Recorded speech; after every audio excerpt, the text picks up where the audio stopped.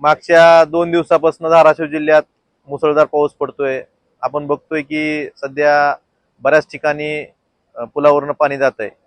माझी सर्व नागरिकांना, ग्रामस्थांना विनंती आहे की कुणीही अशा पुलावरून जाणाऱ्या पाण्यात जाण्याची म्हणजे आपण जाऊ नये.